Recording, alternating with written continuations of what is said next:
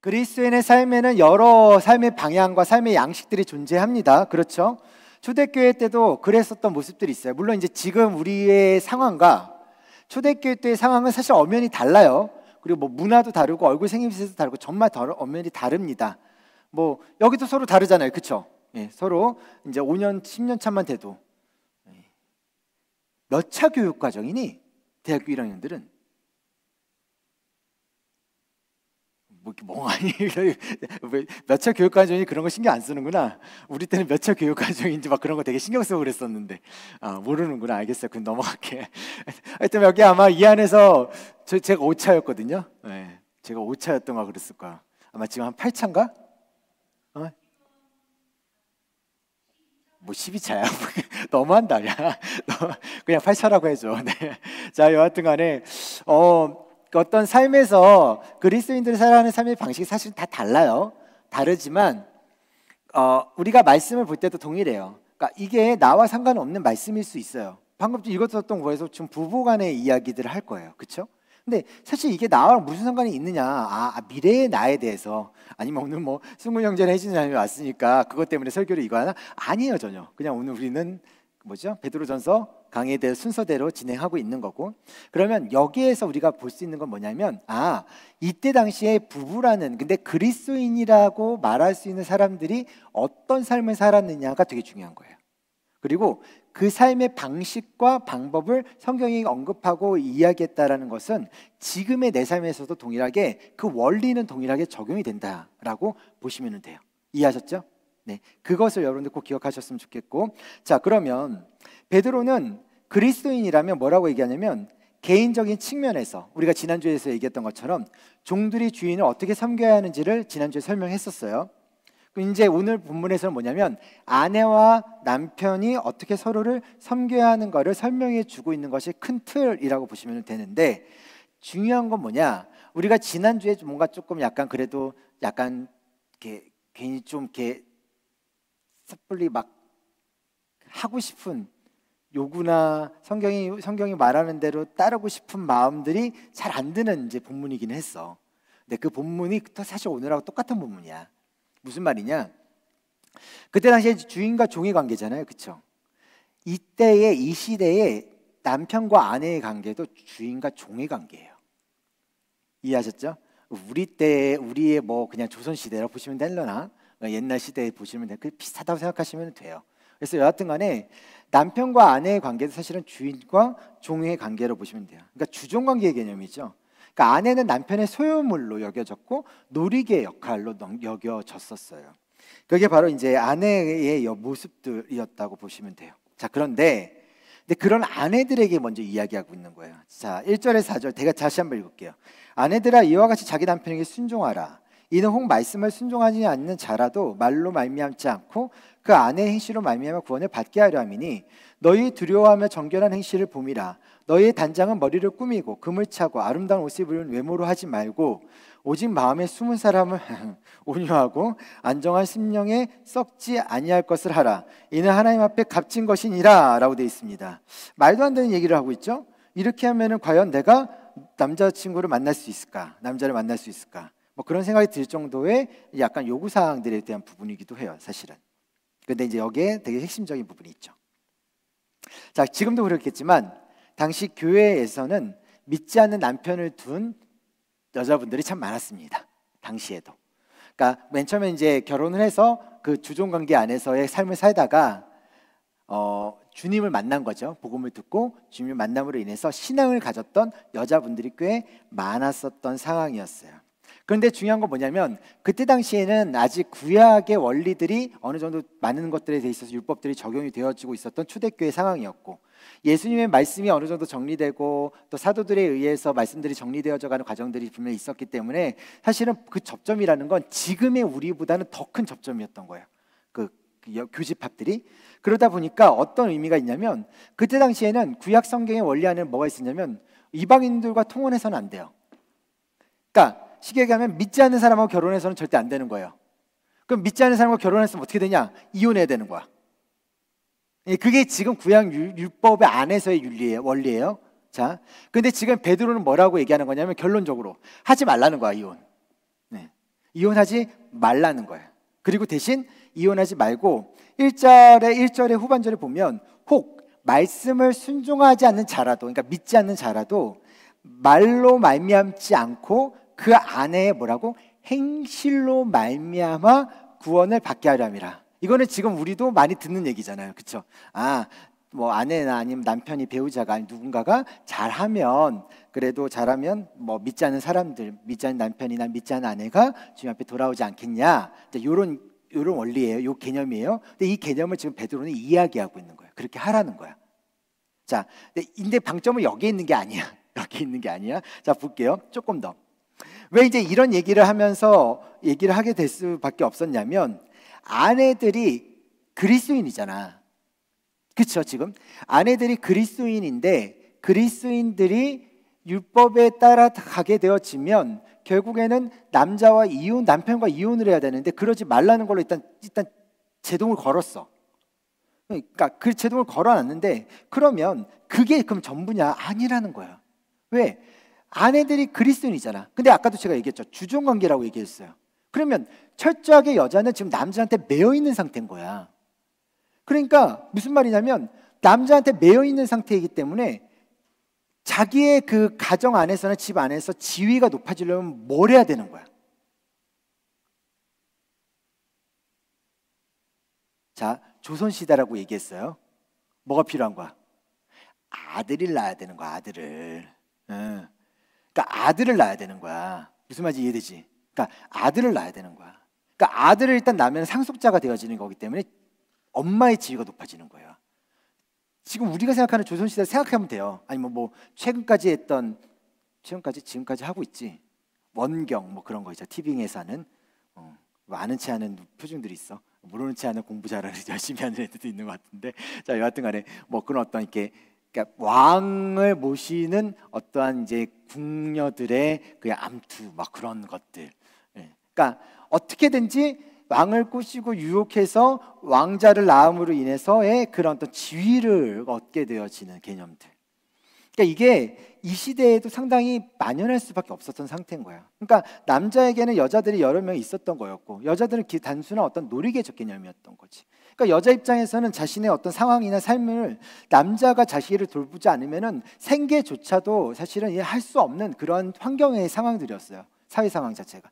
그러다 보니까 남자한테 잘 되어져 있어야 돼. 그러니까 아낌을 받아야 되는 거야. 그럼 아낌을 받으려면 어떻게 되는 거야? 성적인 매력과 모습들이 어떻게 돼요? 꾸밀 수밖에 없는 거지. 그러니까 남들 다 꾸미니까 나도 꾸미는 거야. 그러니까 남들 다 하니까 나도 그런 모습으로 서 있는 거야. 그러니까 그렇게 되어지는 모습들로 있는 거야. 그래서 성적인 매력들을 통해서 그 어떤 매력들을 뭐 옷을 입든 뭐 화장을 하든 어떤 행동이든 간에 성적인 매력들을 계속해서 보여줌으로 인해서 남편을 집으로 이제 방으로 또 아니면 기계 방으로 끌고 들이는 것으로 인해서 아이를 낳는 방식을 어떻게든 취하려고 했었던 것이 이 당시의 모든 여장들의 보편적인 어떠한 가치관이자 어떤 삶의 목표였던 거예요. 왜냐하면 뭘 배웠겠어? 뭐 지금 이제 뭐 우리가 여성 인권에 대한 부분에 있어서 배우고 하는 것들도 지금 우리나라도 이미 100년 조금 넘은 상황인데, 2000년 전에 있는 상황, 2200년 전에 있던 상황들에 있어서 뭐 그런 게 있었겠냐고. 전혀 없었단 말이에요. 그렇기 때문에 이들의 학습 능력이나 교육의 어떤 수준들이, 그런 것들이 사실 그렇게 높지는 않았었던 상태인 거야. 그런 상태이니까 당연히 남자 한 명만을 계속 쳐다볼 수밖에 없는 상황이었던 거죠. 그러니까 자, 제가 쓰는 문장을 잘 생각하세요. 잘 들으세요.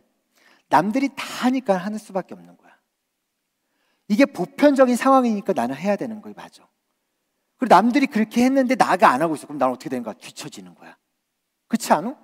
나는 뒤처져. 다 매력적으로 이렇게 하고, 다 머리 뭐 하고, 뭐 화장하고, 뭐 섹시한 옷 입고 막 그렇게 다 했는데 나만 가만히 있는 거야. 그럼 어떻게 돼? 나는 뒤처질 것 같은 불안함이 가지는 거지. 자, 여기에서 지금 베드로가 얘기하는 방점이 있는 거예요. 무슨 말이냐? 그리스도인은 세상 사람들과 다르다라는 거야. 다르다라는 거야. 이게 지난주에 인석께서 계속 얘기하는 개념인 거예요. 다르다라는 거야. 그러니까 다르기 때문에 그 다름에 대해서 우리가 어떤 모습으로 서 있느냐가 되게 중요한 거야. 그러니까 자, 첫 번째, 남들이 다 하니까, 세상 사람들이 다 하니까, 그래서 내가 그렇게 하지 않으면 나는 뒤처질 것 같은 어떠한 모습들, 그게 옳으냐 했을 때 지금 베드로는 옳지 않다고 얘기한 거예요. 어떤 면에서 자신을 치장하고 외형을 치장하는 것들이 옳지 않다라고 얘기를 해요. 그럼 베드로는 도대체 뭐가 옳다는 거냐? 뭐 성품이 온유하고 사랑스럽고 막 그런 게 오냐? 그게 어디 있어? 돼? 그게 잘 안 된단 말이야. 그럼 그게 또 보여져? 안 보여준단 말이지. 사람들이 갖고 있는 세속적인 문화는 뭐예요? 세속적인 어떤 개념들은 뭐가 있어요? 일단은 잘생기고 이쁘고 봐야 돼. 그러면 착할 것 같은 거야. 뭐 그러면 좀 더 뭐 괜찮을 것 같은 거야. 그런 것들이 우리의 눈과 시선 안에서 있단 말이지. 그런 부분들이. 그러니까 그게 우리 안에서 나타날 수 있는 시선이에요. 그거는 세속적인 시선이고 어떻게 보면 가인의 문화 안에서 충분히 볼 수 있는 시선들이에요. 그건 인정해야 돼. 그런 문화 안에 우리는 머물고 있어. 그게 우리가 나그네로 살아가는 삶의 모습인 거야. 그러나 지금 베드로는 여기에서 그런 나그네의 삶을 살아내는 삶의 방식이 우리는 뭐라고 그랬어요? 우리는 이 땅을 밟고 있으나 이 땅이 전부가 아니다라고 이해를 했어. 우리는 이 땅을 밟고 있으나 하늘의 소망을 가지고 살아가는 사람들이라고 얘기했단 말이에요. 그러면 내가 이 땅에서의 삶에 대한 존중을 해줄 수 있어. 그래, 너희는 그렇구나 라고 해줄 수 있어. 그러나 그 존중이 곧 내가 그것을 닮아가야 될 이유는 없는 거지. 이 소말 이해되죠? 존중과 내가 그것을 닮아가는 이유는 없는 거야. 내가 뭐 예를 들어서 이단이야. 이단이요. 그래 알겠어. 그래 너 이단이구나. 그래 알겠어. 그래 뭐 그렇다고 해서 걔를 완전히 괴물처럼 쳐다볼 이유는 없는 거잖아. 사람은 사람대로 존중해 줄 수 있는 거지. 그러나 그가 얘기하고 있는 것과 그가 말하는 것에 내가 동의할 이유는 없는 거야. 동일한 개념이에요. 세상의 방식도 동일한 개념인 거죠. 그들이 말하는 것들에 있어서 그들이 원하는 것들과 그들이 바라는 것들에 있어서 나도 그래 뭐 너희들 도와줄 수도 있고 챙겨줄 수도 있고 하지만 그럼에도 불구하고 니네가 얘기하는 것과 내가 얘기하는 것은 다를 수 있다는 것에 명확한 선을 그을 줄 알아야지. 그래서 지금 베드로는 교육을 시키고 있는 거예요. 여자분들한테, 이 여자들한테. 그렇게 외형을 치중하고 하는 것들이 너희가 믿는 예수 그리스도, 이 복음이 이야기하는 게 결코 아니다. 복음이 이야기하는 것은 무엇이냐? 오직 마음에 숨은 사람, 그러니까 내면을 얘기하는 거예요. 내면을 온유하고, 자, 되게 재밌는 단어, 안정한 심령에 썩지 아니할 것. 무슨 말일까? 뭔가 되게 애매하지만 머릿속에서 뭔가 어떤 느낌은 있지. 안정한 심령에 썩지 아니할 것. 그러니까 뭔가 이게 뭐냐면 향상성, 그러니까 항상성이지. 항상성을 가지고 쭉 갈 수 있는 어떤 평안함. 그러니까 내면이 가지고 있는 어떻게 보면 온유함이라고 표현할 수도 있겠고, 흔들리지 않는 편안함, 뭐 그런 거. 예, 그러한 어떤 흔들리지 않는 평안함으로 얘기할게. 흔들리지 않는 평안함. 네, 시몬스는 이미 지금 망하고 있는 상황이라. 네, 흔들리지 않는 평안함. 그러니까 그러한 부분들에 대한 내면이 오히려 결국에는 안에 부부라는 관계 안에서는 결국에는 오히려 그것이 더 어떻다? 사람을 세울 수 있고 값지다라는 거예요. 제가 아까 2부 때 이제 승근 형제랑 혜진 자매 위해서 기도할 때 그런 얘기를 했어요. 한 사람이 쓰러지면 한 사람이 이렇게 세워줄 수 있는 관계. 같이 쓰러지면 안 돼. 이거 같이 쓰러지면 최악이야 정말. 근데 대부분 같이 쓰러져. 그리고 나서는 다투거나 뭐 그 안에 뭐 하나님이 있는지 없는지 모르겠지만 어쨌든 다투거나 뭐 하다가 헤어지고 이혼하고 하는 경우들이 대반사예요. 여하튼 한 사람이 쓰러질 때 한 사람이 세워줄 수 있는 그 평안함들, 그게 바로 이 부분을 얘기하는 건데, 그러한 모습이 있을 때 그리고 그 삶을 살아낼 때 오히려 믿지 않는 배우자가 어떻게 된다? 하나님 앞에 돌아오게 되어진다라고 이야기하는 거예요. 돌아오게 되어진다. 사실 근데 이 말은 조금 약간 위험성은 좀 있어. 어떤 믿음이 약한 자들한테는 어떤 이제 동기부여가 되냐면, 그러면 나는 믿지 않는 사람 만나서, 믿지 않는 쟤 만나서 결혼하면은 뭐쟤 데리고 교회 데리고 오면 되겠지라고 생각하는데 아니고, 스스로를 잘 내면을 잘 봐봐. 내가 정말 믿지 않는 사람을 원한 건지, 믿지 않는 잘생긴 남자를 원한 건지 여자를 원한 건지를 잘 생각해봐. 내가 갖고 있는 욕망이 추구한 건지 아니면 하나님의 말씀이 추구한 건지를 명확하게 보라는 거야. 대부분은 우리는 아마도 욕망에 따라가는 경우들이 상당히 많아요. 그럴 수밖에 없어요. 그게 사실 우리의 모습이기도 해요. 그러나 성경은 명확하게 기준을 정해주고 있어요. 어떤 기준을 정해주고 있어요? 예, 세상이 말하는 것과는 그리스도인의 삶과는 전혀 다른 모습이다라는 것들을 여러분들이 좀 생각해 보시면 될 것 같아요. 그래서 베드로는 오히려 이것을 어떤 식으로 생각을 하냐면, 다름이라는 것은 결국에는 뭐와 연결되냐면 복음이 전해지는 것과 연결되는 거야. 이해하셨어요? 무슨 말인지? 그러니까 다름이라는 건 결국에는 복음이 전해지는 것, 그러니까 영혼이 하나님 앞에 돌아올 수 있는 통로의 역할, 가교의 역할을 해주는 것이 바로 다름이 가지고 있는 의미인 거예요. 왜냐하면 다르니까 인식하게 되고, 인식하니까 다른 것에 대한 호기심을 갖게 되어지는 거예요. 둘 중에 하나겠죠. 성스러움이, 거룩함이, 아니 성스러움이 하나님 앞에서의 좋음이 세상의 악함으로 넘어가든지, 아니면 세상의 악함이 오히려 하나님의 좋은 것으로 넘어오든지, 이 둘 중에 하나의 싸움일 거야. 이제 그 싸움을 우리는 지금 여기서 이 땅 가운데서 하고 있는 거예요. 우리의 가치관 안에서 하고 있는 거예요. 자, 그러면 뭐 이렇게 생각할 수도 있어요. 그러면 나이가 뭐 이렇게 외형의 매력에, 외형의 어떤 치장하고 뭐 하는 것들을 하지 말아야 되느냐, 그 얘기가 아닌 거 아시죠? 네, 그 얘기가 아니에요. 문자적에 대한 개념이 아니라 그 시선을 보라는 거죠. 아까도 얘기했잖아.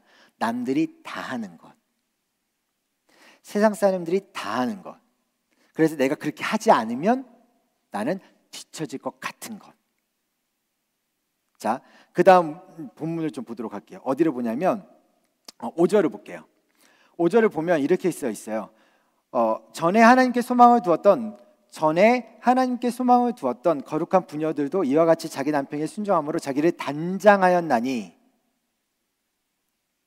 자, 여기에 뭐라고 써 있어요? 자기를 단장하였다라고 돼 있어요. 자, 6절. 사라가 아브라함을 주라칭하여 순종한 것 같이 너희는 선을 행하고 아무 두려운 일에도 놀라지 아니하며 그의 뭐라고요? 딸이 된 것이니라 라고 되어 있어요. 무슨 말이냐면 아브라함의 딸이 됐다는 얘기거든요. 이게 얘기는 뭐냐면, 여기서 거꾸로 갈게요. 아브라함의 딸이 됐다는 얘기는 뭐예요? 자, 이거는 우리가 헷갈릴 수 있어. 그럼 이렇게 표현할게. 아브라함의 아들이 됐다는 얘기는 뭐야? 아브라함의 아들이 됐다는 얘기는 뭐야? 아브라함이 가지고 있는 언약을 어떻게 해요? 승계할 수 있는 자격인 거잖아. 그쵸? 이게 지금 신약으로 와서는 지금 어떻게 표현한 거냐면, 베드로가 지금 아브라함의 딸이다라는 표현을 사용한 거야. 그래서 아브라함의 그 믿음에, 아니면 아브라함의 가르치셨던 하나님께서 주셨던 그 언약을 어떻게 한 거야? 승계할 수 있다는 거야. 그러니까 아들이든 지금 딸이든 어떻게 하냐, 구분하지 않고 있어요. 지금 베드로는 구분하지 않고 있는 거예요. 네, 장자권 그런 개념이 아니라 그냥 하나님의 자손, 그러니까 하나님의 백성, 아브라함의 후손으로서의 역할이, 후손으로서의 자격과 후손으로서의 기업을 얻을 수 있게 될 거야 라는 것을 일단 마지막 문제에다 던져놓고 있어. 근데 앞에 있는 부분 봐봐. 사라가 아브라함을 주라칭하며 순종한 것 같이라고 돼 있어요. 그리고 그 앞에 사라에 대한 구체적인 예에 대한 보편적인 예를 거룩한 부녀들이라는 단어로 5절에서 이야기하고 있어요. 그러니까 무슨 말이냐, 이것은 무슨 말을 얘기하는 거냐면, 내가 하나님 앞에서의 자존심, 그리스도인으로서 가져야 될 자존감, 나는 그리스도인이야. 그러니까 그리스도인으로서 가져야 될 자존감이 무너진 상태에서의 외형의 치장은 세상에 속한 것밖에 안 된다라고 말하고 싶은 거예요. 내가 내 안에서 당당한 그리스도 안에서 자존감과 자존심, 그게 내 안에 있을 때 그것은 내 내면에서 만들어지는 것이고, 그리고 그 내면에서 굳건하게 세워질 때 내면으로부터 외면으로 표출이 되어져요. 근데 오히려 반대가 되어졌을 때는 내면이 어떻게 되면 썩어 문드러지는 거야. 잘 생각해봐. 남자들이든 여자들이든 잘 생각해봐. 나의 젊은 한때, 지금은 우리 회개하고 다 돌아왔었겠지만, 나의 회개하지 않았던 나의 어떤 내면의 어떤 모습들, 남들 옆에 있는 사람을 비교하고, 그리고 옆에 있는 어떤 친구의 모습들을 비교하고, 그들의 외모, 그들의 외형, 그들의 어떤 학력, 그들의 가정의 상황, 뭐 재정적인 부분들, 그 재정을 통해서 나타났던 어떤 기회들, 다 그런 것들 비교하면서 우리는 어떻게 해요? 어떻게 해요? 기뻐해요? 즐거워하셨어요? 아니요. 탓을 하고 욕을 하고 나를 좌절하게 하고 나를 낭망하게 하는 것밖에 안 했어요. 왜요? 외형으로부터 나오는 것들을 내가 받아들이니까 그런 거야. 근데 지금 베드로는 뭐라 하냐면, 그런 식으로 하는 행동들은 다 내용으로부터 내면으로 들어오는 방식이기 때문에 결국에는 내 자신을 꾸며주는 거나 내 안에 있는 아까 우리가 얘기했던 어떤 평안함들, 뭐 어떠한 뭐 온유하고 안정한 심령에 썩지 아니할 것, 이런 모습들이 안 나타난다고요. 오히려 나를 그냥 뒤집어 놓는 거야. 계속 헤집어 놓는 거야. 비교하고 비교 의식에 쌓여가지고 막 상처 만들고 스스로 쓴뿌리 만들고 하는 부분들을 계속 헤집어 놓는 거야. 왜? 외형에 있는 것들이 계속 들어오니까. 그럼 결국에는 어떻게 돼? 나를 망쳐버리는 거예요. 나를 망쳐버리는 거예요. 그 안에는 그리스도인에 대한 당당함이 없어요. 그 삶에는 그리스도인에 대한 모습 안에서의 당당함이 전혀 없어요. 제가 여러분들한테 이 말씀 통해서 권면드리고 싶은 건 몇 가지가 있는데, 그 중에 하나가 세상이 하는 것에 굳이 따라가지 마세요. 그리고 세상이 한다라고 했을 때 오히려 그러면 하나님이 나에게 하고자 하는 것은 무엇인지를 찾는 연습을 하세요. 그리고 여러분들의 삶에서 여러분들이 그 삶을 살아낼 때 불안할 수 있어요. 맞아요. 괜찮아요. 불안할 수 있는 건 맞아요. 그리고 걱정스러운 것도 사실은 맞아요. 그리고 부러울 수도 있어요. 저렇게 됐으면 어떨까, 막 그런 것들 있잖아요. 최근에도 이제 이제 영어 예배가 이제 다른 교회에 있던 영어 잉글리시 처치가 지금 이제 장소를 찾고 있어가지고 이제 면담을 했는데, 이렇게 뭐 그쪽 교회, 그쪽 교회는 왜 영어 예배를 왜 다른 데로 옮기게 하지? 그래서 교회를 찾아봤어. 담임 목사 위력을 보는데, 위력이 뭐 내가 그 중에 하나라도 가질 수 있으면 한 10년은 썼어야 되는 시간들인 거야. 막 이력들이 많은 거야. 그래서 여기 이력 되게 많네. 막 그러면서 사람들 성도들 다 여기로 가려나? 막 이러면서 대학교부터 시작해가지고 뭐 학위들이 많은 거야. 내 이력은 몇 개 없는데 막 두세 개밖에 안 되는데 막 그런 거지. 그래가지고 막 이렇게 보면서 좀 그런 거야. 그러다가도 또 그렇지 뭐 가든 말든 내 새끼들은 내 새끼들이고 하나님께서 나한테 맡기실 양들은 내 양인데 그러면서 이렇게 덮어버렸어요. 제가 그냥 짧게 5분만 얘기하고 마무리할 건데, 짧게 얘기한다면 제가 뭐 한번 그런 얘기를 지나가면서 한 적이 있었어요. 그러니까 큐티 학교 때 했던 거구나. 큐티 한 걸음 때 이제 뭐 약간 힘들었었던 때가 있었어. 제가 4학년 1학기, 그러니까 군대 갔다 왔으니까 22살 정도 되어졌을 때, 저는 22살 그 3살의 기점으로 저의 자존감은 바뀌었어요. 바뀌었던 계기 중에 하나는 이제 일단은 첫 번째 가장 큰 거, 사귀던 여자친구한테 차인 거야. 차였어. 이 나쁜 어떤 자식 때문에 결국엔 그 자식이 또 이 여자애를 내 여자친구였던 애를 이제 찼지만 어쨌든 간에 그렇게 됐어요. 이민을 갔던 친구인데 이제 한창 사귀다가 이제 이 친구가 이민을 갔어. 나는 이제 부푼 꿈을 꿨지. 한 학기 후에 어학연수를 가리라, 뭐 그런 생각을 하면서 이제 그런 생각이 있었던 게 딱 그 시기 때였었어요. 근데 이제 그때 뭐 경제적으로 이제 집안이 약간 조금 어려웠었던 상황이기도 했고, 근데 그러다 보니까 뭔가 이렇게 이것저것 것들이 약간 이렇게 머릿속에서나 상황 속에서 나를 이렇게 이렇게 한 번에 이렇게 짓누르게 되는 거야. 감정이라는 그 느낌들 있잖아. 근데 그게 나중에 생각했을 때는 어떤 생각이었냐면, 그게 이제 하나님이 다루시는 방식이었는데, 왜 그랬냐? 사실은 제가 이 여자친구를 만나기 전까지는 누군가를 만나거나 사귀는 것에 있어서 제대로 사귄 적이 없었어. 이렇게 뭐지, 그런 거 있잖아요. 흔히들 이렇게 고백하면 차이고 막 그런 거, 이제 그런 것들이 더 많았고. 근데 이 여자친구가 이제 저를 많이 세워줬어요. 이제 세워줬어. 뭐 그런 거죠. 오빠 하면서 이렇게 이렇게 세워줬어. 그러니까 그러다 보니까 제 내면 안에 어떠한 사람에 대한 고품이나 갈급함들, 또 그런 어떤 사람을 통해서 내가 어떤 자신감을 갖거나 자존감을 갖는 부분들에 있어서 어떻게 생각했냐면, 그게 나한테 채워져 와 있었던 거야. 근데 그게 훅 빠져버리는 거 어떻게 돼? 내 안에 있는 것들이 어떻게 공황 상태가 돼버리는 거지. 공황 상태가 돼버리는 거지. 결론은 뭐냐면, 사람으로 인해서 채워진 관계는 결국에는 나중에 다시 재수술을 받을 수밖에 없어. 하나님 앞에서. 하나님 안에서의 채워지는 것들이 있어야지만 단단해지고 든든해질 수가 있는데, 사람으로 인해서 채워지는 것들은 결국에는 무너질 수밖에 없어. 그러니까 저는 이제 그 무너지면 그때쯤에 있었던 거예요.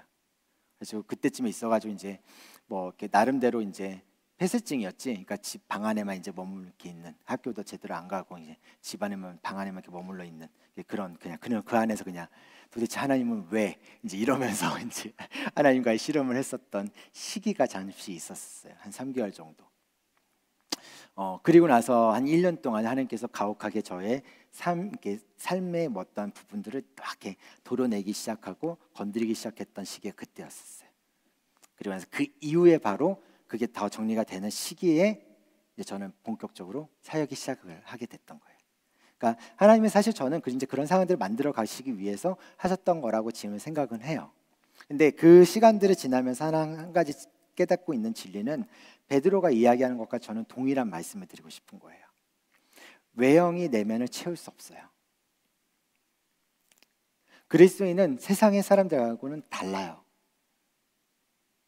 그렇다면, 다르다면 세상의 사람들이 살아가는 방식으로 하는 거는 아무 의미가 없어요. 그게 세상이 좋아 보인다 하고 설령 그게 교회 내에서도 좋아 보인다 할지라도 아무 의미 없어요. 네, 아무 의미 없어요. 뭐 여기 물론 이제 예비부 커플이 있어서 좀 그렇게 뭐 본인들 어떤 상황이었는지 잘 모르겠으나, 그냥 어떤 상황이 모르기 때문에 제가 막 얘기하는 거예요. 제가 제일 지향하는 것, 보통 이제 그런 얘기를 많이 해요. 우리 신앙의 선배들 중에 기도 제목이 응답됐어요. 쥐뿔, 기도 제목이 응답된 건 10년 후에 얘기하시라고 그래. 10년 사이에 어떻게 될지 아무도 몰라. 응? 우리의 삶은 사람으로 채워지는 게 아니야. 내 기도 제목은 사람이 응답됐다고 해서 사람이 채워지는 게 아니야. 하나님이 그 일을 하시는 것으로 채워지는 거야. 그러니까 그 삶의 모습이 우리 안에 있어줘야 되는 게 필요해요. 그것을 우리가 따르는 거예요. 그리고 그것을 우리가 구분해 가고 다름을 자꾸 어떻게 행동해 볼 수 있는 삶으로 살아내는 겁니다. 결론을 지을게요. 오늘 이 말씀은 가장 큰 거는 사실은 남편과 아내에 대한 표면적인 부분이에요.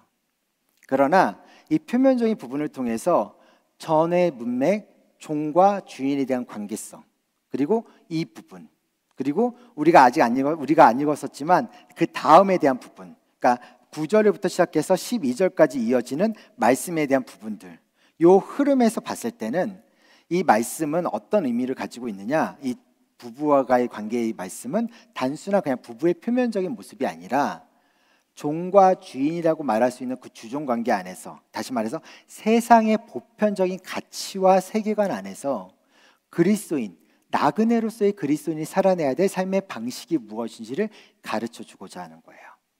다시 강조합니다. 세상이 하는 것과는 우리는 다릅니다. 그리고 그리스도인은 다름이 어쩔 수 없이 따라갈 수밖에 없습니다. 그게 바로 거룩이라는 단어입니다. 그리고 그 과정 속에서 사실은 불안할 수 있고 힘들 수 있지만 결국에는 그것이 증명될 겁니다.